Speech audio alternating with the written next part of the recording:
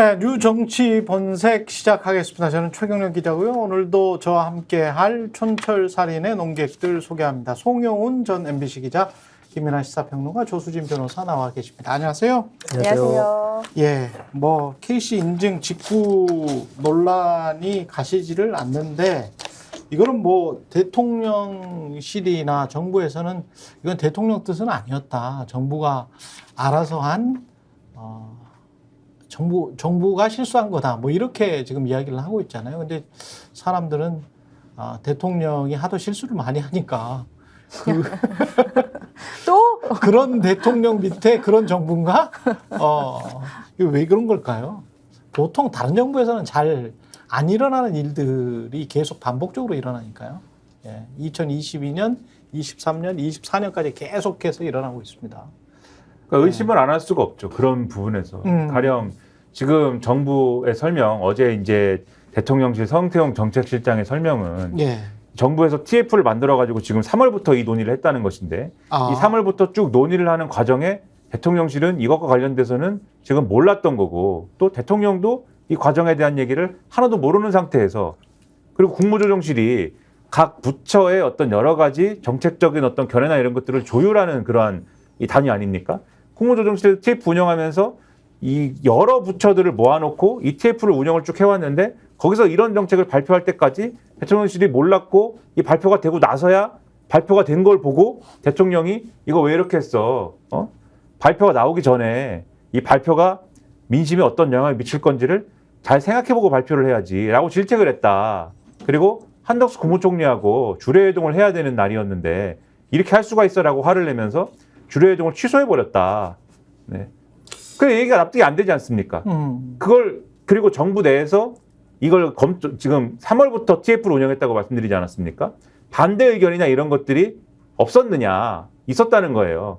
2017년에 일부 품목들에 대해서 KC 인증을 의무화한다고 했을 때 KC 인증에 대한 비용이 올라가는 거에 대해서 막 이런 자영업자 내지는 뭐 이런 분들이 막 반대하는 흐름도 있고 했기 때문에 그런 것들에 대해서 그러면 똑같은 상황이 비슷한 상황이 벌어질 수가 있으니까 이건 신중해야 됩니다. 라고 하는 구체적인 논리를 들어가지고 내부에서 반대 논리도 있었는데 그냥 정책이 밀어붙여졌다는 겁니다. 그러면은 이게 그냥 관료들이 모여가지고 우리가 자 지금 안전 문제가 대두되고 있기 때문에 이 직구 문제에 대한 합리적인 방안을 우리가 머리를 모아가지고 한번 찾아보자라고 해서 나온 정책이라고만 이해할 수 있겠느냐. 아닌 것 같으니까 그럼 누군가 이건 반드시 하자. 빠르게 가자라고 해도 된 거 아니냐. 이 의심을 안 할 수가 없어서 여러모로 이제 논란이 커지고 있는 것 같습니다. 빠르게 가자? 많이 듣던 얘기인데. 저는 국회가 제 기능을 여당이 제 기능을 하지 못한다라는 그런 반증이 아닌가 이런 생각이 들었어요. 뭐냐면 그 KC 인증을 이렇게 80가지 정도로 늘리려면 제가 찾아보니까 10개 정도의 법을 개정을 해야 되더라고요. 예. 실제로 이거를 다 거쳐라라고 하려면 뭐 어린이 제품법, 전기생활용품 안전법, 화학제품 안전법, 그리고 우리 뭐 김민아 평론가님 쓰시는 제품이 많다고 하니까 김민아 뭐 안전법 이렇게 제정법을 해야 될 수도 있고요. 왜냐하면 워낙에 KC 인증이 필요한 그 80개 품목에서 많이 쓰고 계시지 않습니까? 너무 열받습니다. 더더러 취미 활동을 하지 말라는 겁니다. 이건. 그러니까 말입니다. 근데 지금까지 그 원래 정부에 하려던 거는 관세법에 근거해서 일단 통관 보류를 시켜놓고 그 다음에 국회를 통해서 법 개정을 해가지고 완전히 정착을 시키겠다라는 계획이었던 것 같아요. 근데 만약에 소비자의 이렇게 많은 이해관계가 걸려 있고 그 한국 자영업자에다가 여러 가지 이런 이해관계가 걸려 있는데 이것을 조율하는 곳이 어디냐? 원래는 국회입니다. 국회에서 당정협의를 만약에 이 정부에서 제대로 지금까지 했던 것처럼 했다면 그 시스템이 작동을 했다면 거기에서 소비자들이 불편할 수 있다. 가격이 일부 품목은 저가로 수입되는데 너무 오를 수 있다. 여러 가지 뭐 형평성이 있을 수 있다든가 여러 가지 이해관계자들의 목소리들이 분출되면서 국회에서 좀 조율이 됐다면 그러면 지금처럼 갑자기 좀 낯익은 것 같은 정책이 발표가 되는 일은 없었을 거다. 결국에는 대통령이 또는 정부에서 당정 협의를 제대로 하지 않고 패싱하면서 독단적으로 운영해 온 것이 이렇게 갑자기 튀어나오는 여러 문제들을 낳고 있다. 저는 그렇게 보입니다. 근데 한쪽에서는 오세훈 서울시장도 주장을 했듯이 이거는 국민 안전과 기업 보호를 위해서 불가피한 정책이다라는 식으로 이야기를 하잖아요. 그러면서 이제 정부 정책을 옹호하고 이걸 왜 그만두냐, 이걸 왜 하려고 하는 거를 그만 멈추냐, 오히려 이렇게 비판을 하거든요. 그러니까 저는 이런 생각도 들어요. 그러니까 3일 만에 왜 철회했지? 그러니까 그 3일 전에는 왜 발표했지? 그러면 어떤 생각으로 발표를 한 거고 3일 만에 철회했을 때는 무엇을 근거로 처리를 한 거지? 그러니까 뭔지 모르겠어요. 이게. 저도 이제 궁금한 게 네. 이번에는 대통령실이 굉장히 발빠르게 움직이잖아요. 그렇죠. 3일 만에. 네. 근데 전 궁금한 게 왜 이 문제를 대통령실이 나서 서둘러 이렇게 사고를 했을까? 그렇죠. 그 TF가 총리실 산하에 있었고 네. 그리고 또 책임 총리라고 하잖아요. 예. 그럼 총리가 나서서 하면 될 것 같은데 왜 대통령실에서 나서서 이렇게 서둘러서 뭐 진화하듯이 이게 사고하고 그랬을까? 혹시나 네. 대통령이 즉흥적으로 과거에 뭐 이런 사례가 있었잖아요. 즉흥적으로 이걸 얘기를 던졌어. 대통령이 즉흥적으로 던지니까 그 지금 여기 저 정부 쪽에서는 대통령 한 게 아니라고 말하지만 아니 그러니까 일단 대통령이 즉흥적으로 하니까 지금 분위기가 그렇잖아요. 무조건 따라가잖아요. 예. 네? 명목적으로 따라가잖아요. 예. 대통령이 자주 격려를 하시니까 노라고 말을 못 한다고 하잖아요. 아니라고. 그러니까 막 따라갔어. 따라가다가 사고가 났어요. 그러니까 제가 궁금한 거는 왜 대통령실이 나서 이렇게 서둘러 사과를 하고 진화를 하지? 혹시 뭔가 예를 들면 캥긴다 그러나? 이런 말 안 맞을 것 같은데 재발등 찍기 같은 일종의 깊이 연루가 돼 있으니까 그런 게 아닌가.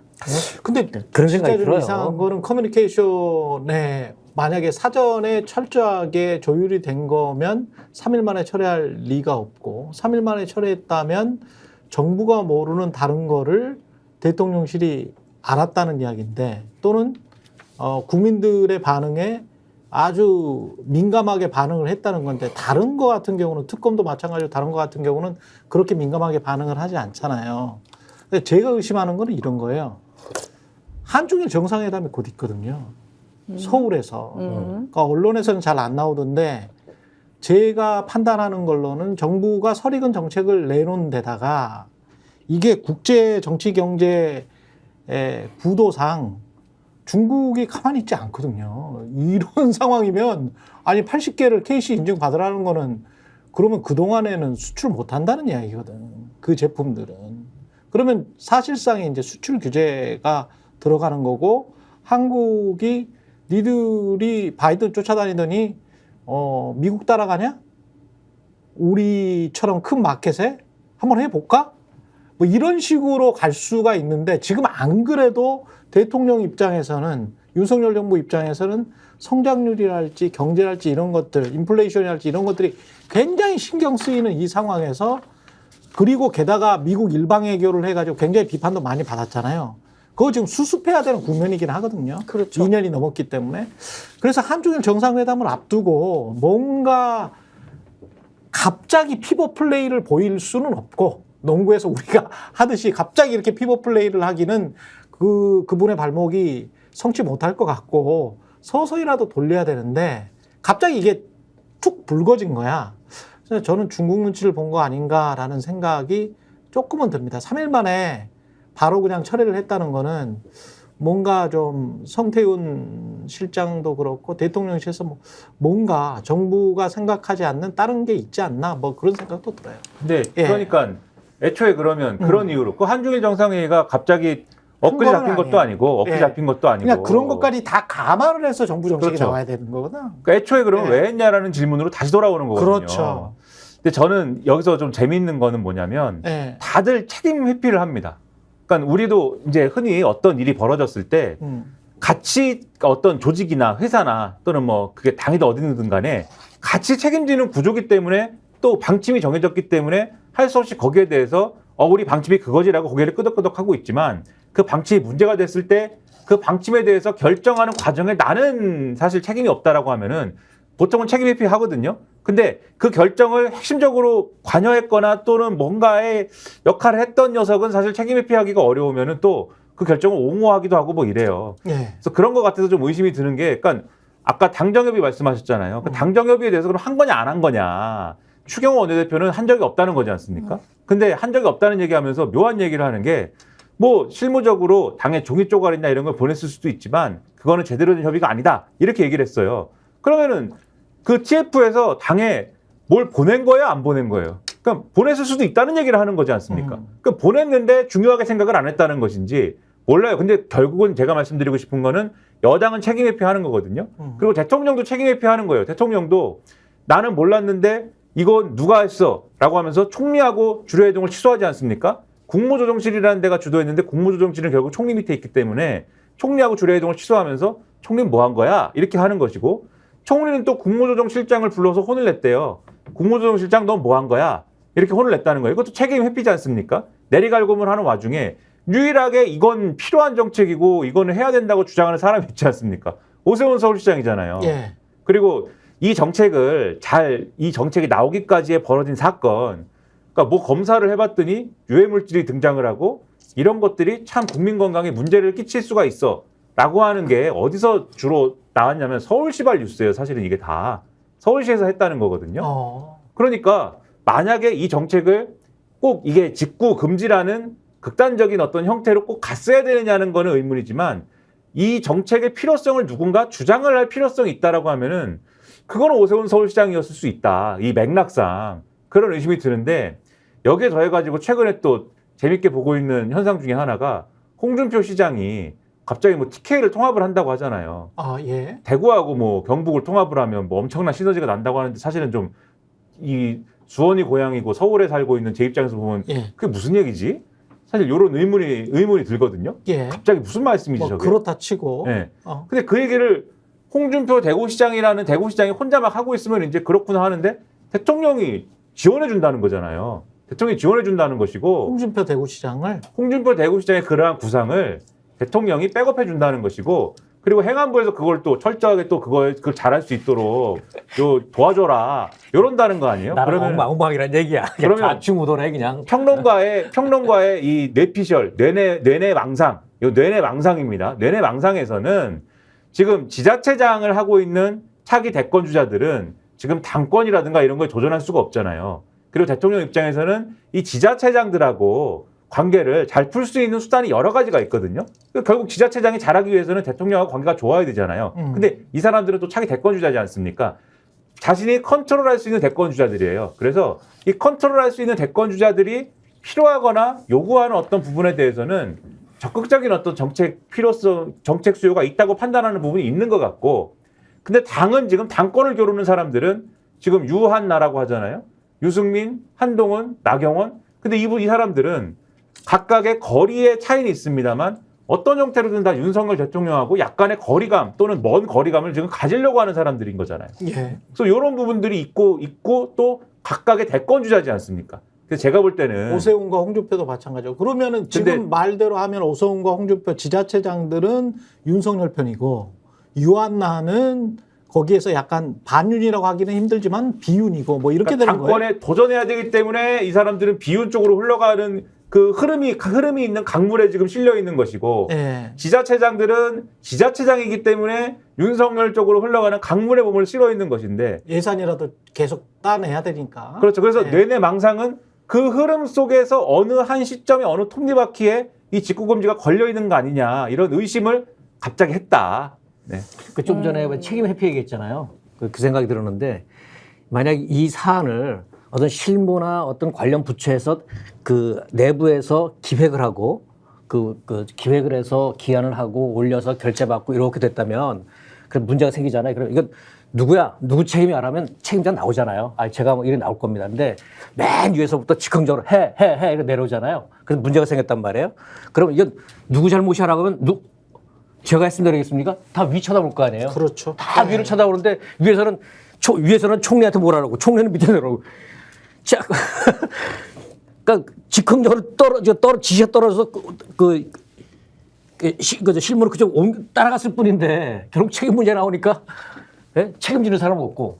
그러니까 일반 하향식의 지금 좀 구조가 돼 있다 보니까 지금 그냥 그렇다고 봐요. 근데 네. 예전에 이런 얘기 한번 들은 적 있었는데 박정희 대통령 시절에 그때는 왜 이제 대통령이 전국을 이렇게 연초에 초도 순시하고 다녔잖아요. 예. 그래서 각 그 도청 가서 1년 업무복을 받아요. 근데 한 번은 이제 강원도로 가면서 그 강원도청 가서 이런 얘기를 했다는 거예요. 도지사한테 임자, 내가 여기 오면서 헬기에서 보니까 말이야, 설악산에 쓰레기가 많아. 근데 아니 헬기에서 쓰레기가 보이겠어요? 그건 알 것 같아. 누가 그 얘기를 해준 것 같아. 각하 이번에 강원도 가면 이 얘기 하시면 좀 국민들이 좋아할 것 같습니다. 그랬을 것 같아요. 근데 어쨌든 박정희 대통령이 강원도지사한테 그 얘기를 했답니다. 그러니까 그 한 해에 강원도에서는 뭐냐면 모든 거 접고 그러니까 설악산 정화 이게 주요 업무였다는 거예요. 예. 그리고 그 다음에 대통령 오니까 각하 분부하신 대로 저희가 설악산을 이렇게 이게 직근 그다음에 위에서부터 아래로 내려오는 거잖아요. 이게 권위주의 시절의 어떤 잔재 같은 건데 그게 윤석열 아직도 작용하고 대통령이 있다? 그렇게 하는 것 같아요. 예. 그래서 요새 자꾸 신문에 나온다고요. 조선일보에서는 김대중 주필 그러더라고요. 대통령 병에 걸렸다. 한겨레에서는 그 대통령 놀이한다고 그러는데 자꾸 그런 그런 인상을 받게 돼요.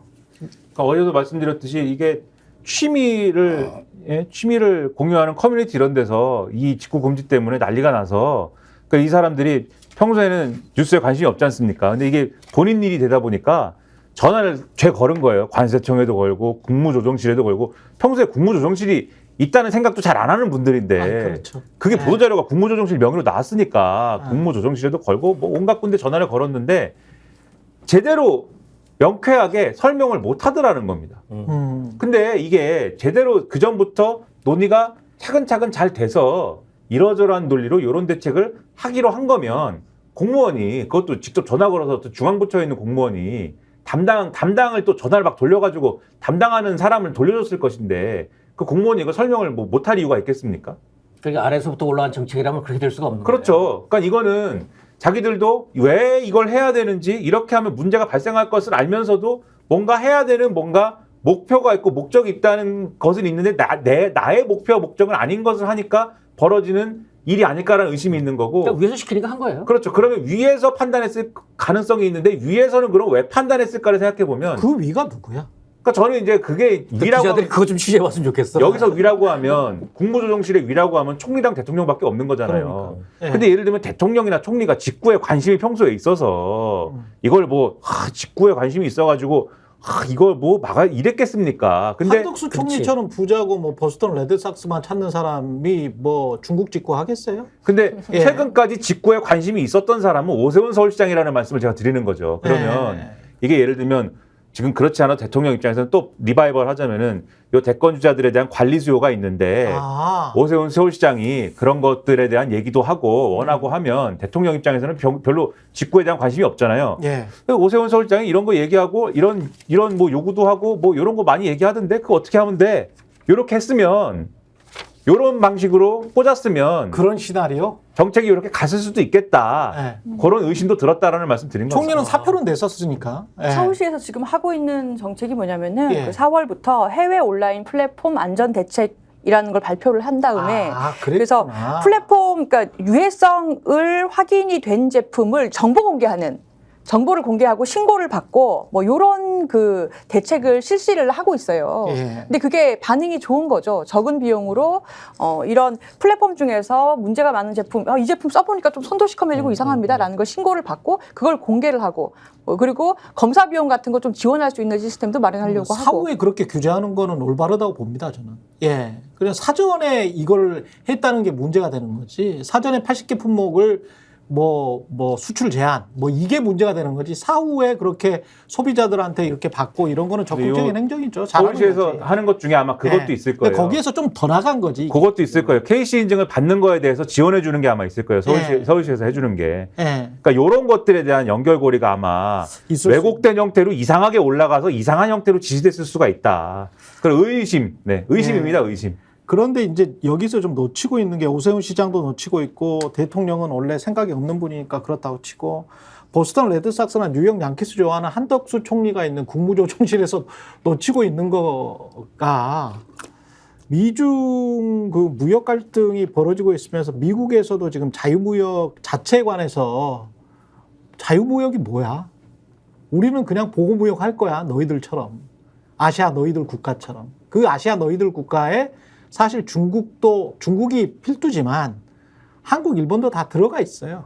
그 사람들이 생각하는 그 환율 우리 맨날 그 관찰 감시국 되고 뭐 이런 것들 우리 덤핑 슈퍼 301조 다 기억나지 않습니까? 20, 30년 동안 계속 그쪽에서 이야기했던 거는 수출 흑자 규모 좀 줄여라. 일본, 한국, 그 다음에 이제 중국이었던 거잖아요. 근데 중국은 사이즈가 이제 다르니까 쟤들은 패권국이 될 것 같네?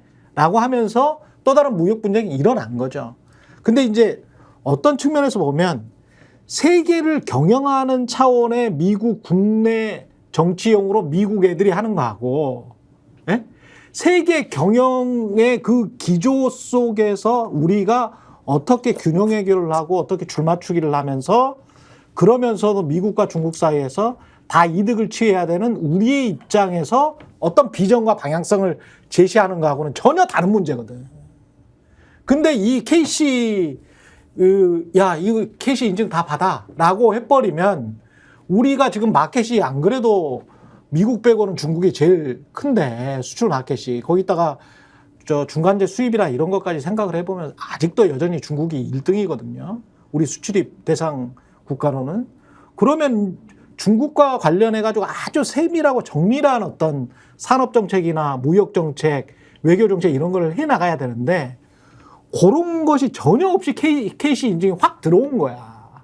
그러니까 그런 것들이 미국 사람들이 하는, 미국 정치인들이 하는 아주 정교한 세계 경영 관리하고는 전혀 맞지 않는 막 그냥 막무가내. 게다가 대통령은 이런 비슷한 말을 어제도 이야기했지만 대통령 후보 시절에 했잖아요. 야, 그 가격 좀 떨어진 거 좀 하위 계층들이 먹는 거 그거 좋은 거 아니야? 라고 이야기를 했잖아, 본인이. 예? 부정식품, 불량식품 이야기하면서. 그런 거 좀 먹어도 되는 거 아니야? 라고, 그것과 정반대되는 거예요.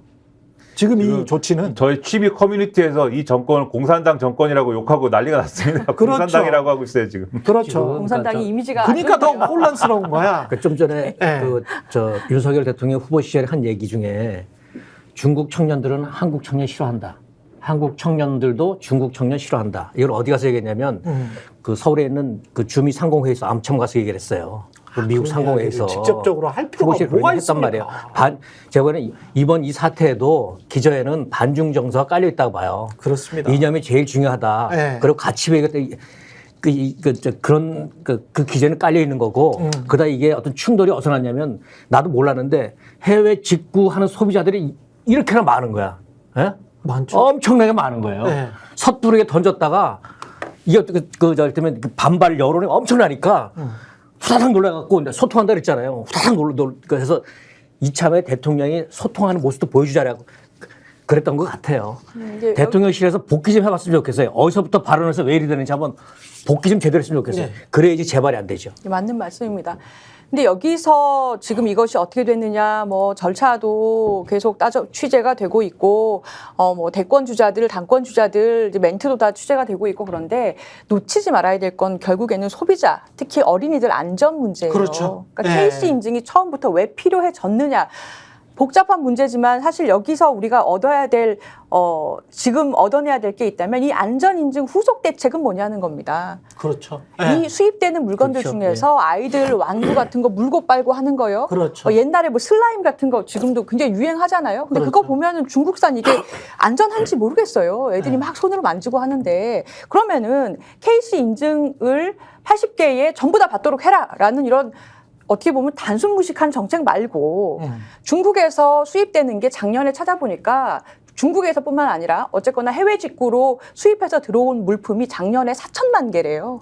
어마어마합니다. 4천만 개. 4천만 개. 예, 4천만 개 개수로. 이야. 그럼 그게 종류가 얼마나 다양하겠어요. 사람마다 주문하는 게 다르고 전 세계에서 주문하는데. 그렇죠. 그럼 그것들이 안전한가를 어떻게 실효성 있고 현실적으로 적은 예산으로 그렇죠. 할 거냐. 그리고 소비자 물가에는 영향을 미치지 않으면서도 어떻게 선택권을 보장할 거냐.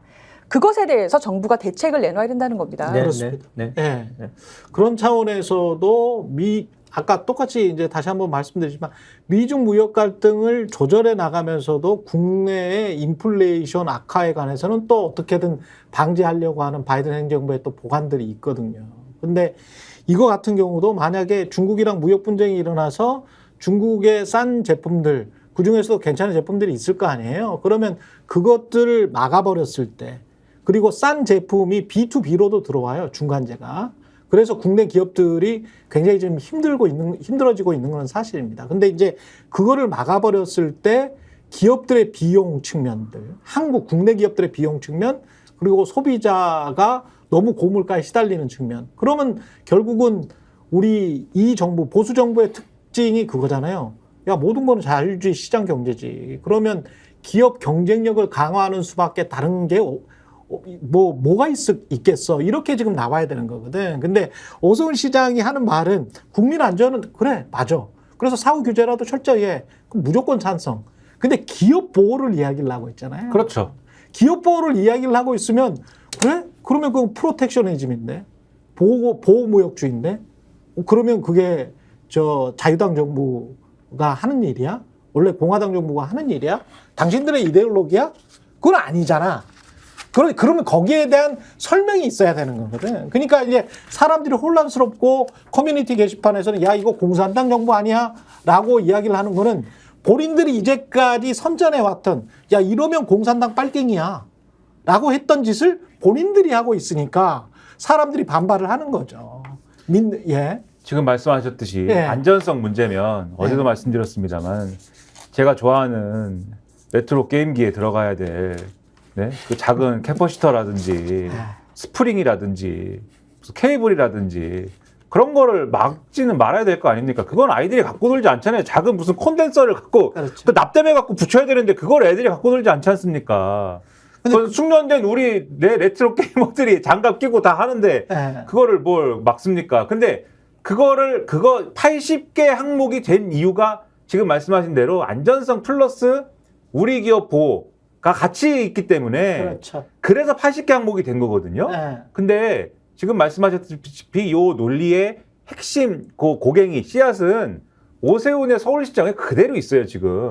그래서 제가 아까 뇌내망상의 의심이 이제 거기서도 오는 건데, 근데 오세훈 시장이 그러면 애초에 예를 들면은, 우리 엄마들이 이렇게 이 아이들의 장난감을 사줘야 되는데, 위해성 있는 장난감을 또 사주는 거에 대해서 걱정이 많으시니까, 여기에 대한 대책을 내겠습니다. 라고 하는 거. 여기에 더해가지고 또, 이 자영업자들이 매우 힘든데, 이 자영업자라든가 또 이커머스라고 부르는, 이 이커머스를 통해서 어쨌든 들여오는 물품들 때문에 수입해가지고 중간상통해서 정식으로 수입해가지고 지금 중국 제품 파는 그분들이 지금 많이 힘든데 그분들을 뭔가 지원할 수 있는 정책 펴겠습니다. 이렇게 얘기하는 게 이걸 잘 디자인해가지고 정책을 잘 펴면 이게 뭐 좋은 정책이 되겠지만 자칫 잘못하면 포퓰리즘이거든요. 그렇죠. 근데 만약에 그렇죠. 요 세트를 지금 안전 문제하고 기업 보호하고 엮어가지고 요것을 중국 이커머스 직구하고 연결시켜가지고 뭔가의 대책을 만들었다면 이게 전형적인 포퓰리즘인 거 아닙니까? 그래서 저는 지금 서울시 대책에서 약간 그런 냄새가 나거든요. 이 안정성 얘기하다가 갑자기 KC 인증 얘기를 같이 붙여서 KC 인증 얘기를 확대해가지고 지원해준다 이렇게 가는 얘기가 약간 그 논리랑 비슷한데 이런 느낌이 나는데 이 얘기가 가장 극단적으로 거대화돼서 가장 극단적으로 펼쳐진 게 정부 정책이에요, 지금. 그러니까 정부의 논란의 정책, 요 형태로 나타날 것 같은 느낌이 들어요. 그래서 이거는 어쨌든 간에 그 과정에 대해서는 저의 내내망상으로 말씀드렸지만 본질적으로는 결국은 그것은 어떤 생각으로 했든 포퓰리즘적인 것이라는 이런 어떤 의심을 피하기는 어려운 것이다. 국내 정치용이다. 그런 의도로 시작을 했을 텐데 전혀 뭐 그것도 포퓰리즘도 실력이 있어야 하는 거라고 해야 될지는 모르겠습니다만은 전혀 목적도 달성하지 못한 뭐 그런 게 돼버렸다. 포퓰리즘도 실력이 있어야 된다. 맞는 말이에요. 맞는 말인 것 같아요. 알아야 하죠. 알아야. 게다가 그 대상이나 뭐 이런 것들도 잘 생각을 해봐야 될 것 같고 KC와 관련해서는 KC 인증 마크와 관련해서는 여기까지 하도록 하고요. 그 다음에 김정숙 여사 관련해서 이제 여당이 막 이렇게 비판을 하는데 뭐 비판의 핵심이 뭐예요? 인도에 가서 김정숙 여사가 뭐 주가 조작했다는 이야기예요? 뭘 했다는 이야기예요? 뭘 어떻게 정말 뭘 그런 줄. 예, 아니 그런 것 같아. 무슨 범죄 행위한 줄 알았어요. 아니 인도에 가서 주가 조작을 했거나 인도에 가서 몰래 디올백을 받았거나 뭐 이랬다는 이야기야? 지금 근데 같이 김건희 여사 특검, 여사들 특검하자고 네. 같이 묶어서 지금 얘기를 하고 있지 자꾸 않습니까? 그렇게 묶어서 이야기하려고 하는 거죠. 국민의힘 의원들이. 근데 인도에 가서 뭘 어떻게 했다는 거예요? 예. 그러니까 이런 얘기죠. 네. 그러니까 인도에 이제 그 어떤 행사를 예. 통하여 인도에서 그 어떤 한국 사람들을 네. 인도 정부에서 초청을 했는데 예. 그거에 대해서 어떤 사람들이 갔어야 되는 거냐, 어떤 사람들을 초청해서 어떤 사람들이 갔어야 되는 거냐, 네. 제대로 간 거냐, 요 논쟁인데 이 국민의힘에서 지금 주장하는 거, 그리고 지금 윤석열 정부의 외교부가 주장하는 거는 네. 그 당시에 인도 정부가 초청했던 것은 외교부 장관이다, 또는 문체부 장관이다. 예. 그런데 그것에 대해서 그 당시에 문재인 정부가 장관 초청하지 말고 영부인을 초청해 주십시오 라고 요청을 해서 예. 인도 쪽에서 그러면 영부인이 오세요 그러면 이라고 해서 김정숙 여사가 마침 인도에 가서 타지마할을 한번 구경을 하고 싶었는데 이 기회에 그러면 타지마할 구경을 해야 되겠다라고 생각해서 대통령 전용기를 타고 가서 갈 필요가 없는 거를 그렇게 일정을 만들어 가서 타지마할에 가서 타지마할 구경을 하고 그리고 이제 돌아왔다. 이게 알겠습니다. 상당한 의심이 된다. 그래서 이제 특검을 하자고? 그런 하지 뭐. 거를 특검을 해야 된다. 그럼 아니, 특검 합시다. 아니 근데 여기서 네. 아까도 김건희 특검도 하고 나는 최상병 특검도 문재인 김명수 특검 다 해. 아니, 다 해가지고 특검하고 예, 뭐가 더 중요한지를 좀 처벌을 그냥 다 해버렸으면 좋겠어. 아니 그 대통령의 회고록을 계기로 지금 논란이 네. 다시 이거 있었던 논란이 다시 계속 불거진 있었던 거죠. 건데 예, 예. 그 책 굉장히 좋은 책이에요. 지금 제가 지금 사서 읽고 있는데 네. 벽돌 책입니다. 배고 자기 좋아요. 한 650페이지 정도 됩니다. 너무 굉장히 높아. 두꺼울 거예요. 예. 근데 그 변방에서 중심으로라는 외교에 관한 회고록이고 근데 보세요. 지금 국민의힘에서 이 물타기도 너무 저지른 것이 아까 최 기자님 말씀하신 것처럼 지금 김건희 여사 관련해서 얘기가 계속 되고 있고 특검 얘기가 되고 있는 수준은 범죄 행위에 관련된 것이에요. 범죄 혐의가 있는지를 그렇죠. 보자라는 거고 예. 지금 김정숙 여사가 인도에 갔던 것은 외교 행위입니다. 외교 행위. 외교 행위라는 것이 그러면 이 적절한 사람이 갔냐, 적정했냐를 논의하는 건데 예. 외교 행위라는 것은 고도의 통치 행위 중에 하나예요. 네. 그러니까 대통령이나 외교부가 판단하는 것이고 이것은 고도의 정치적인 판단이 들어가는 것이기 때문에 영부인이 갈 것이냐 장관이 갈 것이냐라는 것도 사실 굉장히 넓은 재량권이 있는 거고 이건 지금 범법 행위 이런 차원이 아니잖아요. 그러니까 완전 다른 얘기를 국민의힘에서는 섞어서 그리고 무려 뭐 4억을 썼다 이러면서 이런 식으로 따지면 이렇게 지금 물타기를 하고 카메라에도 있는 잡혔지만 아니 가가지고 정상들이 다 환담하고 있고 개인적으로 막 말하고 있고 끝나고 난 다음에 어디 인도네시아에서 그때 G20 할 때였습니까? 언제였습니까? 김건희 여사가 빨리 가 뭐 이런 식으로 이렇게 손가락질을 했잖아요. 근데 계속 드시고 계시더만 예? 밖에 나가서 뭐 겸언적인지 한국에서는 그렇게 말씀을 잘하시더니 거기는 통역도 있는데 왜 정상들이랑 그렇게 얼굴 낯을 가려? 이분이 좀 샤이한 것 같아 외국만 나가면. 그러면 고도의 정치 행위를 지금 했어?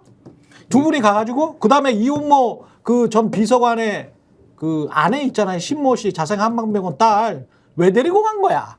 근데 이제 이 문제에서 그러네요. 문재인 왜 데리고 간 거야 신모 씨는? 그러니까 그때는 영부인이 왜 갔냐고요. 네. 빨리 나가 이거 하려고 이게 했냐고요. 문재인 전 대통령 회고록의 내용을 일단 말씀을 드린 다음에 이제 얘기를 해야 될 것 같은데. 그렇죠. 문재인 전 대통령 회고록의 내용은 지금 말씀드린 이 윤석열 정부의 외교부와 국민의힘이 주장한 거나 밝힌 바와는 다른 겁니다. 네. 문재인 전 대통령의 회고록에 나온 얘기는 뭐냐면 애초에 인도의 모디 총리가 그 행사에 대해서 문재인 대통령을 초청을 했다. 대통령을 초청을 했는데 그렇죠. 대통령이 자기가 갈 수 없는 상황이 돼서 그러면은 내가 갈 수가 없으니 영부인이 대신 가도록 하면 어떻겠느냐라고 해서 인도 측에서 아주 좋아했다. 그래서 영부인을 대신 가도록 한 것이고 이것은 영부인이 단독으로 외교를 한 사안인 것이다. 이렇게 설명을 했기 때문에 이 두 개가 이제 두 개의 주장이 마치 대립하고 있는 것처럼 이제 지금 논란이 되고 있다. 제가 한번 설명을 해볼게요. 이게 뭐가 중요하지? 제가 한번 설명을 해볼게요. 이게 일단 어떤 프레임을 씌우는데 네. 언론에서 이 얘기하잖아요. 이거 물귀신 작전이에요. 네. 내가 당하니까 너도 끌고 들어가는 거야. 그래 흙탕물 만들어서 본질이 뭔지 안 보이게 하는 거거든요. 근데 이게 뭐냐면 잘 안 끌고 가죠. 아니 이게 지금의 시도는 그렇게 하는 거죠. 그러니까 예. 이 프레임 뭐냐면 국민 세금으로 그 대통령 부인이 김정숙 여사가 여왕의 관광을 했다 이거예요. 국민 세금으로 예. 관광이라 다녔다 이 프레임을 씌우는 건데 예. 좀 전에도 얘기했지만 그 문재인 대통령이 그 인도 이 얘기부터 합시다. 그 일단 트럼프 대통령이 일본에 갔을 때 아베 총리가 뭘 하냐면 스시를 대접합니다. 그다음에 그 스모 구경을 시켜줍니다. 관광도 일종의 그 외교의 한 분야예요. 일단 그 하는 산업이니까. 네. 인도라든지 이렇게 관광도 관광 하나 주요한 산업이 되는 쪽에서는 정상을 초청하기도 하고 부르기도 합니다. 아니, 우리도 보여주기도 그렇게 하고. 하잖아요. 우리 기자들도 가요. 아니, 저도 아니, 예. 그게 아니고. 우리도 해요. 우리도 하잖아요. 아, 우리도 외국 부르면은- 정상이나 정상 부인들이 예. 오면 뭐- 그렇게 융숭하게 대접을 뭐 해주잖아요. 고궁에 뽀뽀 보여주다 했고 뭐 남대문 가서 뭐 보여주다 이렇게 합니다. 예. 그게 나쁘구나. 그게 나쁜 게 아니에요. 그게 무슨 관광 아니고요. 예. 그것도 외교고 그렇게 한번 인도 쪽에서는 그 허황 그 뭐죠? 그 외국 정상들에게 보여주고 싶었겠죠. 예. 정상 외교를 통해서 홍보를 하고 싶었겠죠. 그렇게 해서 우리가 한번 도와주면 그다음에는 우리는 이제 외교라는 게 기브 앤 테이크 아닙니까? 주고만 받고 하는 거라고요. 그렇죠. 우리가 그럼 인도 쪽에 뭔가를 한번 해달라는 걸 들어줬으니까 그다음에 우리도 일본에게 이를테면 부산 엑스포 할 때 우리 도와줘. 기브 앤 테이크란 말이죠. 이걸 단순히 국민 세금으로 대통령 부인이 관광을 다녔다 이렇게 봐야 될 게 아니라니까요. 근데 그런 식으로 자꾸 이제- 프레임으로 씌우는데 아니 뭐 쉽게 아니 단순하게 말해서 그러면 인도에서 주가 조작 해가지고 엄마랑 함께 23억 벌어서 본인의 버킷리스트 마음대로 할 수 있잖아요. 그게 나는 훨씬 더 나을 것 같아. 그러니까 이 얘기도 하죠. 김건희 여사도 그런 외교가 있으면 하세요. 네. 외교 어떤 네. 나라에서 네. 잠깐만 태국에서 김건희 여사를 자기네들 뭐 고궁적 자기 궁전 있지 않습니까? 관광 큰 페스티벌 있는데 오십시오. 하고 뭐 보여드리고 싶다고. 가십시오. 응? 그리고 그다음에 우리한테 그거 뭐 받아내면 돼요. 그런데 국내에서 이런 식으로 자꾸 문제를 삼으면 어떤 나라가 그런 외교를 하자고 그러겠어요. 한국이라는 나라를 어떻게 신뢰하겠습니까? 저 나라는 외교를 할 때 은밀하게 하는 거 아니에요. 그 장관이 그 외교부 라인에서 했겠지만 대통령 그 위에서 오가는 게 있었을 텐데 이런 식으로 다 드러내고 까발리고 그러면 그러면 어느 나라에서 한국을 신뢰하고 이런 정상 외교를 하자 그러겠어요. 예. 그러니까 두 가지를 말씀드리고 싶은데 첫 번째로 외교부가 사실관계를 확인했을 때는 인도하고의 주고받은 뭐 그게 뭐 공문이 됐든 외교 문서가 됐든 그런 걸 통해서는 장관을 초청했는데 이 우리나라 예를 들면 외교부에서 영부인이 가는 걸로 하면 해도 되겠습니까? 라고 하는 게 있을 수 있는 게 맞을 수는 있어요. 네. 근데 외교상에 예를 들면 어떤 의사를 주고받는 통로가 그게 다인 거냐? 그럼. 아닐 수도 있는 거지 예. 않습니까? 정상 간에 따로 예를 들면은 다른 루트가 있는 거 있을 수도 있고 예. 그 정상 간의 루트에서는 대통령이 오시죠. 아니면 영부인이 가겠습니다. 이렇게 할 수 있는 루트가 한 번 더 있었을 수도 있는 거잖아요. 그러니까 지금 마치 문재인 전 대통령 회고록과 이 외교부가 지금 설명한 것에 팩트가 이제 대립되는 것처럼 그렇죠. 지금 국민의힘에서 얘기하는 거는 그 전제가 잘못됐을 수도 있다. 그래서 오늘 한국일보 기사도 앞에 소개해드린 내용을 보면은 외교부의 설명이 틀린 건 아닌데 그 내용을 확인해 보면 그런데 인도 쪽에서 또 대통령을 초청한 것도 맞다라고 하는 전직 외교관의 발언이 있어요. 그리고 또 타지마할과 관련돼서도 김정숙 여사 본인이 타지마할을 보고 싶었든지 말든지 그건 상관없이 인도에서 마지막 그 단계에서 일정 짜는 마지막 단계에서 타지마할을 굉장히 보여주고 싶어 했고 왜냐하면 인도 입장에서 그렇죠. 자랑거리지 않습니까? 그렇죠. 보여주고 싶어 했고 그 일정을 넣었다는 것도 그 외교 관계자 입장에서 사실이다라고 얘기를 해요. 그래서 요걸 보면 지금 말씀드린 것처럼 두 개의 주장이 대립되는 게 아니라는 점에서 그 대립되는 게 아니라는 걸 무슨 뭐 수사를 하거나 특검할 필요는 없는 거 아니냐 이런 생각이 하나 들고 여기 더불어서 이제 문재인 전 대통령 회고록을 쓴 것 중에 잘못된 사실이 있긴 있는데 그러니까 그게 이제 문제가 될 만한 게 있긴 있는데 뭐냐면 대통령 전용기를 타고 갈 때 대통령 휘장은 가렸어야 된다. 네, 휘장을 가렸어야 된다. 그 다음에 김정숙 여사가 최초의 영부인 단독 외교는 아니다. 왜냐하면 박지원 전 원장이 얘기했는데 2호 여사가 있기 때문에 이런 거는 있는데 요거는 팩트가 그냥 틀린 거지 않습니까? 예. 그래서 그런 거 바로 잡으면 되는 거고 요거 하나 말씀드리고 두 번째로 이 모든 논란의 시작이 뭐에서 시작이 됐냐면 중앙일보에 남모라는 사람이 있어요. 예. 남모 논설위원이라는 분이 있습니다. 그분이 과거에 김정숙 여사의 무슨 버킷리스트와 관련된 칼럼을 썼어요. 김정숙 여사가 세계 곳곳의 유명 관광지에 가고 싶어하는 생각을 가지고 있었는데 예.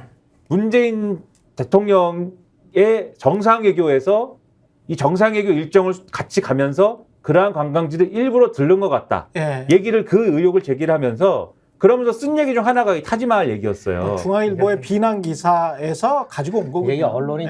참 그러니까 그건데 그 기사에서 요 얘기가 이미 그때 똑같이 나와 있습니다. 그때 외교부가 뭐 이 장관을 불렀는데 셀프 초청을 하고 거기서 시작이 된 건데 심지어 이 사람이 그것 때문에 문재인 그때 청와대가 대응했을 거 아니에요.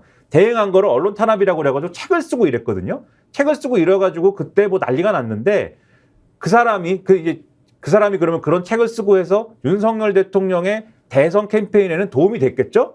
도움이 됐을 겁니다. 그게 일정 정도. 지금은 무슨 일을 하는지 아십니까? 무슨 일을 해요? 언론진흥재단의 미디어 본부장인지 하고 아마 이사일 거예요. 이런 걸 어떻게 봐야 됩니까? 따뜻하게 봐야죠. 뭐. 따뜻한 시선으로 봐야 됩니까? 아니 이게? 자, 따뜻한 자리에 가셨구나. 얘기 나온 김에 따뜻한 자리에 이제 가셨어. 언론이 문제예요. 이제 그때 그러니까 저 문재인 대통령, 문재인 정권의 어떤 혐오 프레임을 씌우려고 그걸 갖다 붙인 거거든요. 그러니까 문재인 대통령이 뭐 호주 갔더니 호주 총리하고 이렇게 셀카 찍었어요. 호주 총리가 찍은 거야. 했더니 셀카 찍으러 다닌다. 뭐 가장 대표적인 게 뭐냐면 문재인 대통령이 중국 방문한 적이 있었거든요. 그때 조선일보가 씌운 게 뭐냐면 혼밥이에요. 혼밥이죠. 예. 혼밥을 했다고. 그 혼밥, 나는 혼밥 그래서 대통령 진짜 혼자 밥을 먹는 줄 알았어. 근데 그게 아니라고. 아침 한 끼를 참모들하고 중국 사람들이 많이 가는 식당 가서 먹었어요. 일부러 그 친근한 그런 이미지를 주려고. 자, 근데 우리가 이제 그 어떤 프레임을 갖추게 된 뭐냐면 대통령 혼밥 그러니까 이게 이제 어디까지 확장되냐면 그 외국에서 초청해서 대통령이 갔으면 내내 방문 기간 내내 하루 세 끼를 상대방 쪽에서 대접해야 되는 것처럼. 근데 그렇지 않아요. 비즈니스 하는 사람도 알 거예요. 어느 회사랑 비즈니스 가면 딱 정해진 만찬이라도 이것만 같이 하지 나머지 내가 알아서 먹는 거예요. 우리끼리. 그렇죠. 근데 계속 그 혼밥 그 문재인의 외교는 혼밥 외교라는 게 프레임을 계속 씌웠거든요. 네. 하다못해 윤석열 대통령까지도 그 얘기를 했어요. 대통령 된 다음에. 그러니까요. 그 프레임을 예. 씌워서. 예. 내가 왜 얘기하냐면 언론이 진짜 문제입니다. 이거는. 이건 언론이 씌운 프레임이에요. 언론 나빠요. 아니 그냥 이런 식으로 따지면 그 서초동에 있다가 과천이나 성남 가가지고 소고기 많이 먹잖아요. 검사들이. 그럼 검찰총장 할 때 그런 모습들 많이 보였잖아. 그럼 왜 뭐 한 10km 떨어진 지역 가서 그 차 막히는데 가가지고 왜 꼭 돼지고기 안 먹고 소고기를 먹어? 에? 수십만 원씩 써가면서 아마 수백만 원도 나올 수가 있었는데. 특활비니까. 예? 특활비니까. 업무 추진비니까. 그거 막 써도 돼? 100억씩? 내 돈을 우리 쓰겠어요? 예. 100억씩 그렇게 막 써도 돼? 뭐 이런 식으로 따질 수 있는데 그게 죄야? 라고 했을 때 이제 하지만 주가 조작은 죄거든. 그러니까 예? 비교를 하더라도 디올백을 받아서 인사청탁까지 받았다면 그건 죄잖아. 뭐 이런 이야기죠. 이런 이야기죠. 근데 본인이 드신 것에 관해서는 이야기를 하지 않고 이 생각하고 있으니까 예. 특검 좋아 합시다 해서 다 해, 그 그냥. 결과에 똑같이 해서 예. 특검 누가 하냐 서로 상대방 지정해서 예. 특검 검사를 서로 상대방 지정해서 탈탈 털어서 그 결과는 똑같이 책임지고 아니, 그리고 그다음에 나는- 요전에 한동훈 그 위원장 얘기처럼 예. 나는 장관직 걸 테니까 너는 뭐 걸래 하듯이 문제 제기한 사람들 그런 식으로 그랬으면 좋겠어 한번 후련하게 예. 후련하게 다 해버렸으면 좋겠어요. 그러니까 정쟁을 해도 예. 너무 수준이 낮은 추잡하죠. 거죠. 추잡해. 근데 이 문제에 약간 다른 얘기인데 물론 네. 주가 조작은 명분이든 누구든 하면 안 되고요. 네. 하면 안 되고. 근데 지금 장관이 가거나 국장이 가거나 부장이 가거나 외교부에서 했으면 뭐 외교적 문제가 됐을 수는 있겠지만은 이 문제를 제기할 수 없는데 영부인이 단독 외교를 했을 때 계속해서 논란이 되는 이유가 뭐냐면 영부인이 법적 지위가 없어요. 우리나라에서. 공무원이 아니라서 그런 겁니다. 그래서 근본적으로 경호법에 한 줄 있는 거 말고는 지위가 없습니다. 근데 미국 같은 경우에는 퍼스트 레이디는 필요한 경우에 예산을 쓸 수 있다라는 법조문이 하나 있어요. 아, 그래요? 그래서 이거를 앞으로도 계속해서 이런 식의 저질 정치적 논의에 사회적으로 에너지를 쓰지 않으려면 영부인이 예산을 쓸 수 있는 공무원 지위든 아니면 예산을 쓸 수 있는 권한이든 법적 지위가 있어야 됩니다. 그러네요. 하나를 여기다가 하나만 첨언하면 프랑스에서 똑같은 논의가 있었거든요.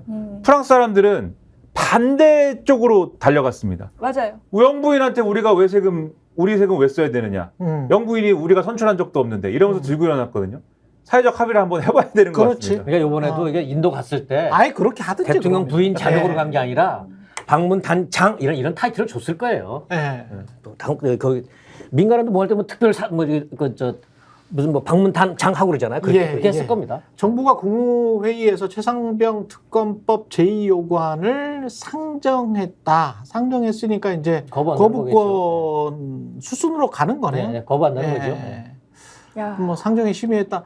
이거는 뭐 예상을 했지만 막상 이제 거부권을 자기 문제 아니야. 자기가 혐의자잖아. 윤석열이. 이해 당사자죠. 예, 윤석열 대통령 본인이 혐의자로 흔히 지금 말하는 이해 충돌이고. 혐의라는 게 우리가 의심을 받는 자니까 의심 받고 있잖아요. 그리고 경로한 내용이 본인이 말한 거하고는 다른 내용으로 지금 의심 받고 있는 거 아니에요. 예? 지금 박정훈 대령이 이야기한 거는 야 그런 일로 사단장을 투스타를 그걸 하면 돼?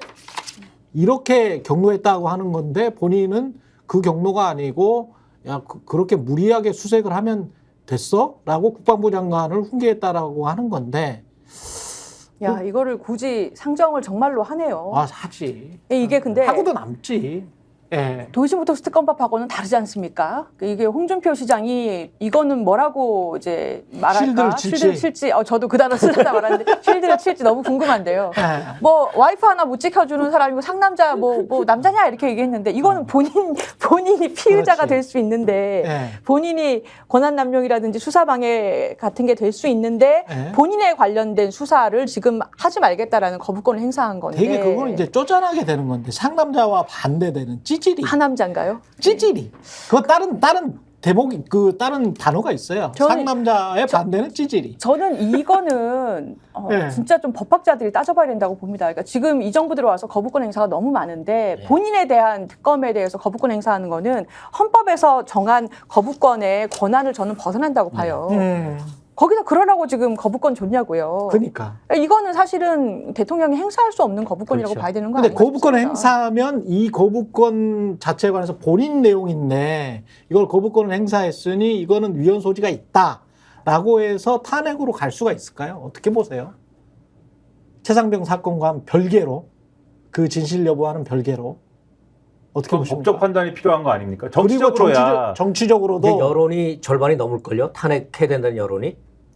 당연히 그렇겠지. 근데 이제 그리고- 그거를 하나하나씩 쌓아가는 그 과정에서 그 국민적 분노가 지금 뭐 5등급까지의 국민적 분노라고 하면 탄핵을 가는 국민적 분노. 그러면 한 4단계 정도는 가 있다라고 민주당이나 야권이 판단을 해야 야, 이거는 한번 탄핵을 한번 해봐야 되겠다. 이렇게 지금 판단을 할 텐데. 근데 탄핵이라는 게 어쨌든 200석이 필요한 거 아닙니까? 그렇죠. 그 22대에서 한다고 쳐도 192석에 이제 8석의 이탈이 있어야 되는데. 그렇죠. 아니 그 전에 탄핵에 사유가 될 만한지 명분이 되는지 한번 따져보자고요. 그래서 국민의힘 사람들을 설득을 하려면 그러니까 탄핵 소추라는 거는 뭐 200석 있으면 되는 거니까. 그렇죠. 근데 그걸 국민의힘 사람들은 설득을 하려면 그러면 지금 말씀하신 대로 이게 명확한 탄핵 사유야. 라는 명분을 가지고 사실 설득을 해야 될 거거든요. 근데 지금 거부권을 행사했다가 탄핵 사유가 명확해. 라고 하는 거는 그 명분을 설득하려면 이게 헌법재판소까지 가면 탄핵이 인용이 될 거야. 라고까지 하는 설득이 돼야 되는데 그 논리를 갖고 설득을 해야 될 것인데 그럼 이 부분에서는 법적 판단이 좀 필요한 거죠. 실제 그렇게 될 것이냐. 만약에 그렇게까지 설명이 안 되면 국민의힘에서의 이탈 이런 것들은 그 단계에서는 얘기하기 어렵지 않을까. 그래서 특검을 실제로 해봤을 때 그렇죠. 거기서 이제 예를 들면 구체적인 혐의가 나온다면 그걸 들고 이제 뭐 이제 그렇겠죠. 협력을 요구할 수는 있겠지만 예. 거부권 행사 자체만 가지고 얘기하기는 좀 이 난제가 있지 않을까. 저는 제가 이제 법은 잘 모릅니다만 대통령은 아주 막강한 권한을 갖고 있잖아요. 국군 통수권자이기도 하고 이 권한은 뭐냐면 국민의 생명과 안전을 지키라는 이런 그 막강한 권한인데 국민을 지키라고 준 권한을 자기를 지켜? 자기가 이 법은 자기를 어떻게 보면 대통령이 타켓이 되는 것이기도 하잖아요. 대통령의 뭔가 그 잘못이 있을까 그 조사를 해봐야 되겠다는 건데 국가와 국민을 지키라고 하는 막강한 권한을 국가와 국민에는 나를 왜 지킨다고 하면은 그런 흔히 말하는 뭡니까? 남용이라 해야 되나? 권한 남용 이렇게 돼야 되는 거. 저는 그 생각이 듭니다. 제가 법은 뭐 법학자 아니지만 우리가 그러죠. 스스로를 지키라고 대통령 뽑아준 게 아니죠. 그런 권한을 준 게 아니죠. 지금 그때 그 박근혜 대통령 때 탄핵소추안, 예. 이거 탄핵 사유가 헌법에 뭐라고 써 있냐면 위법하거나 위헌적인 행위를 했을 위헌, 때 예. 위헌도 들어갑니다. 그런데 이게 위헌이라는 게 사실 헌법 위반이라는 게 흔하게 있는 일이 아니기 때문에 특히나 대통령이 굉장한 정도의 해석론이 필요한 거죠. 그렇겠죠. 예, 그래서 사실 헌법재판관들이 간이 작으세요. 우리 선배님들이, 우리 법조인들이 되게 온순한 사람들이에요. 그래서 확실한 법 위반이 있어야 아마 이제 중대한. 그렇죠. 중대하고 박근혜 때는 최순실이라는 국정농단이 있었지 않습니까? 예. 그리고 그 상황에서 직권남용이라든지 뭐 뇌물 부분도 있었고 했기 때문에 그걸 타고 플러스 알파로 헌법 위반 사안들이 더해지면서 확실하게 갔던 거예요. 그래서 윤석열 대통령이 이번에 거부권 행사한 것도 저는 위헌이라고 봅니다만 특검이 최상병 특검이 나중에 어떻게든 만들어지든 수사가 더 되든 아니면 다른 위법 사안이 하나 확실한 게 있고 플러스 이 위헌적인 사안들이 더해진다면 아마 저는 그게 탄핵소추 사유가 될 거다 이렇게 생각을 하는데 박근혜 대통령 탄핵소추안 때 위배 사안으로 적시됐던 걸 보면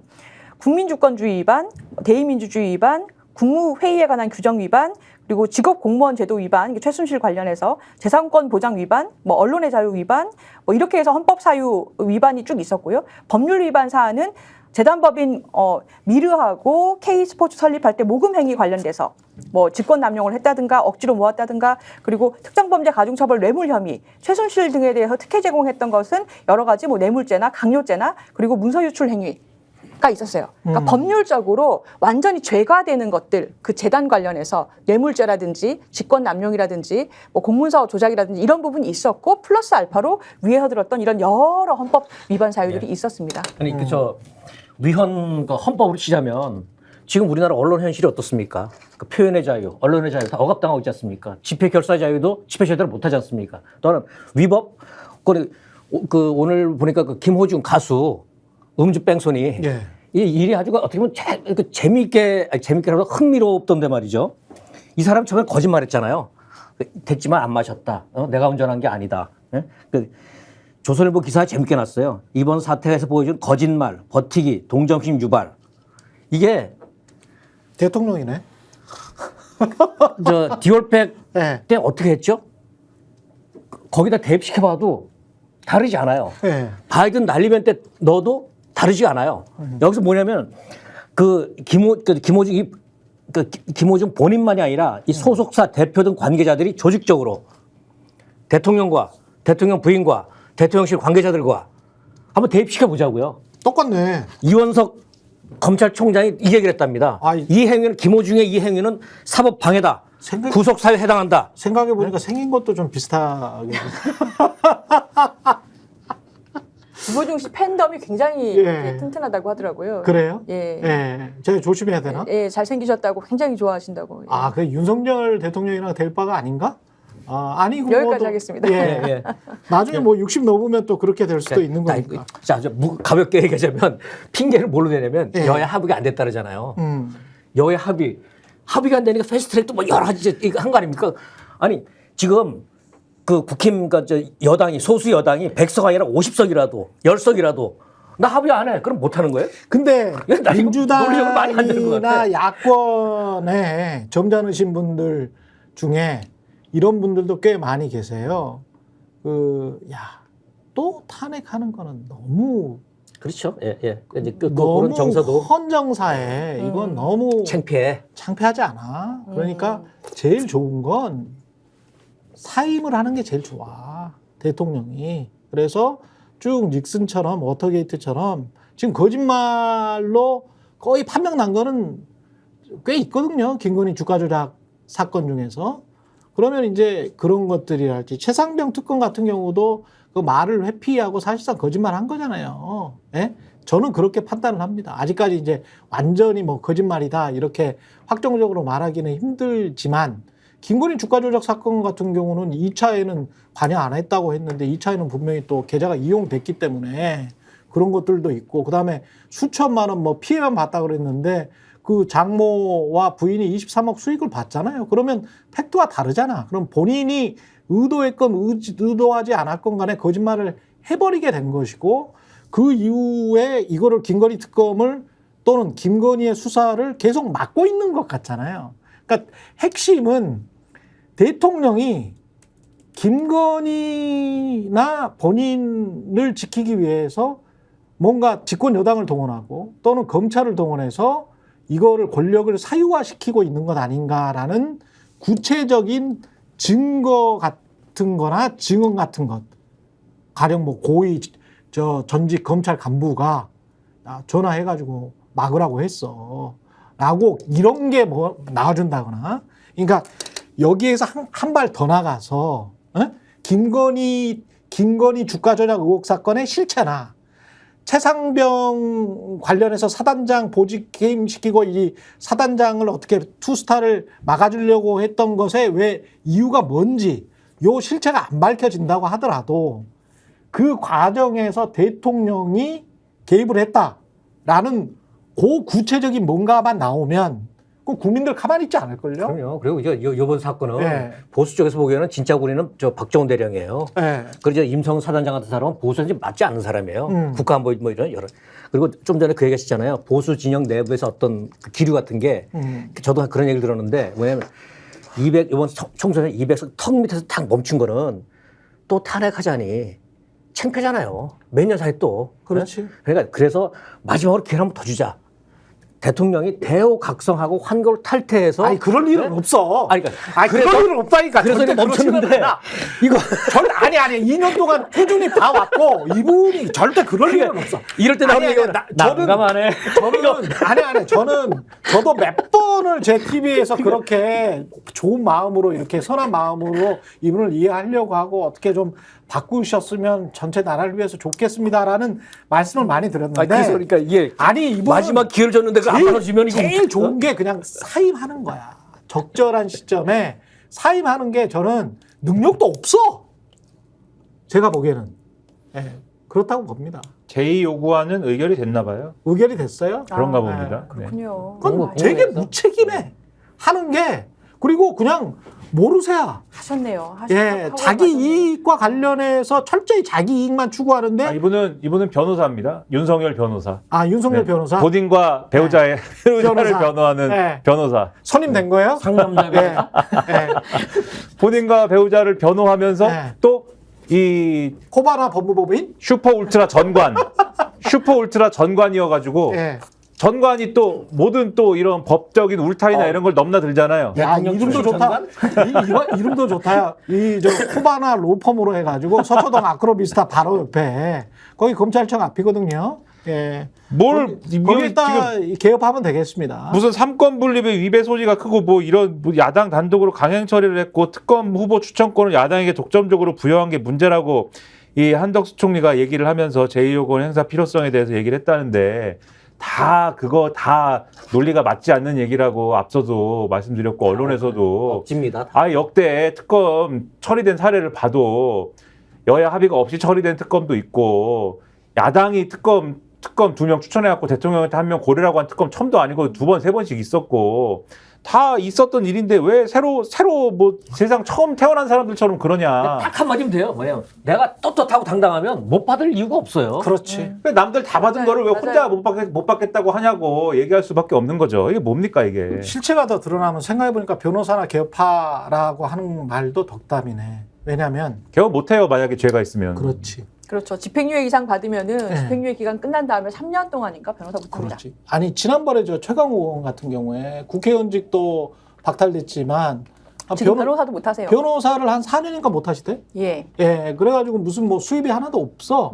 방송료 빼고는 수입이 없어. 그러니까 잔인하죠. 예, 근데 그 변호사 협회에 그렇게 돼 있더만요. 품위 유지랄지 뭐 이런 게 쫙 있더만. 예. 그러면 이분도 지금 뭐 전직 검사니까 변호사잖아. 사무장 하셔야죠. 하게 되면은. 그렇죠. 예. 근데 이제 이 정도의 품위 유지 위반을 하셨으면 예? 대통령으로서만이 아니고 인간적으로도 제가 보기에는 몹쓸 짓을 하는 것 같은데 이건 상남자가 아니고 찌질이야.